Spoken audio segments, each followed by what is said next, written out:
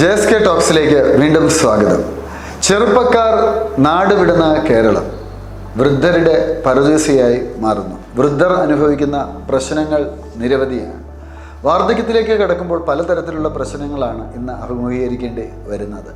വീടുകളിൽ പലപ്പോഴും ഒരാളോ രണ്ടുപേരോ ഒക്കെ മാത്രമുള്ള ഒരു സാഹചര്യത്തിലേക്ക് നാട് മാറുന്നു. മക്കൾക്കും പലപ്പോഴും മാതാപിതാക്കൾക്കൊപ്പം വന്നു നിൽക്കാൻ പറ്റാത്ത സാഹചര്യമാണ് ഉണ്ടായത്. ഇതുമായി ബന്ധപ്പെട്ട് വളരെ അവിചാരിതമായ ഒരു സംഭവം അടുത്ത കാലത്തുണ്ടായി.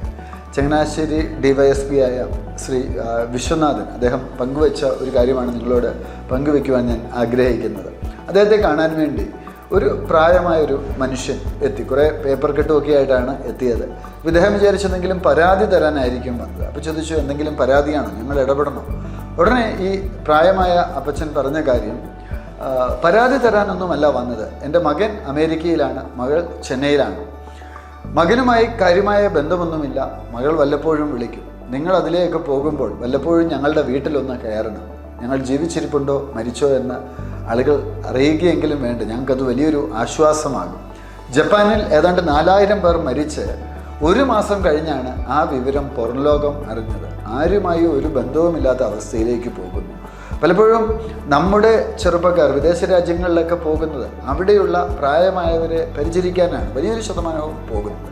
എന്നാൽ കേരളത്തിലുള്ള അവരുടെ മാതാപിതാക്കൾ ഇത്തരത്തിലുള്ള കടുത്ത ഏകാന്തത അടക്കമുള്ള പ്രശ്നങ്ങളിലേക്ക് പോകുന്നുണ്ട്. അപ്പോൾ വാർദ്ധക്യം ഒരു മാനസികാവസ്ഥ തന്നെയാണ്. മമ്മൂട്ടിക്ക് 73 വയസ്സുണ്ട്. പക്ഷേ മമ്മൂട്ടിയുടെ അതേ പ്രായത്തിലുള്ള ഒരു വ്യക്തി ചിലപ്പോൾ ചിന്തിക്കുന്നത്, ഞാൻ പ്രായമായി, ഞാൻ മരിക്കാൻ പോവുകയാണ്, ഈ രീതിയിലൊക്കെയാണ്. അപ്പോൾ നമ്മളുടെ ചിന്തകൾ ചേഞ്ച് ചെയ്യണം. വാർദ്ധക്യ കാലഘട്ടത്തിൽ നമുക്ക് ഒരുപാട് പോസിറ്റീവായ കാര്യങ്ങൾ ചെയ്യാൻ പറ്റും. വോളണ്ടിയറിങ് എന്നുള്ളത് വിദേശത്തൊക്കെയുള്ള ഒരു കാര്യമാണ്. നമ്മൾ പഠിച്ച മേഖലകളാവാം, നമ്മൾ ജോലി ചെയ്ത മേഖലകളാവാം. ഈ മേഖലയുമായി ബന്ധപ്പെട്ട് പല കാര്യങ്ങളും നമുക്ക് വോളണ്ടിയറിങ് ചെയ്യാനുള്ള അവസരം കിട്ടും.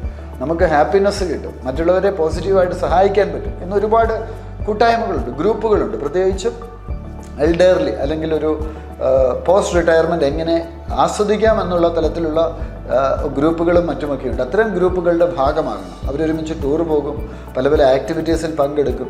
അപ്പം നമ്മളെക്കൊണ്ട് ചെയ്യാൻ പറ്റുന്ന കാര്യങ്ങൾ ചെയ്യണം. ചിലർ ഗാർഡനിങ് ആവാം, ചിലർ പച്ചക്കറി കൃഷി നടത്തുന്ന ആവാം. ചില ആളുകൾ ചോദിക്കുമോ, ഈ പച്ചക്കറി കൃഷിയൊക്കെ എന്തിനാണ് ചെയ്യുന്നത്? 200 രൂപ കൊടുത്താൽ ഇത്രയും സാധനം ഞങ്ങൾക്ക് വാങ്ങിച്ചെടുക്കാം. രൂപ അല്ല, ഇത് തരുന്നൊരു സന്തോഷം, പ്ലസ് നമ്മളുടെ ഒരു ആരോഗ്യം, അതുപോലെ തന്നെ നമ്മുടെ ഹെൽത്തിന് വലിയൊരു പ്രാധാന്യം കൊടുക്കുക. കൃത്യമായി എക്സസൈസ് ചെയ്യുക, റൊട്ടീൻ മെഡിക്കൽ ചെക്കപ്പും മറ്റുമൊക്കെ നടത്തുക, സാമൂഹിക ബന്ധങ്ങൾ വളർത്തുക.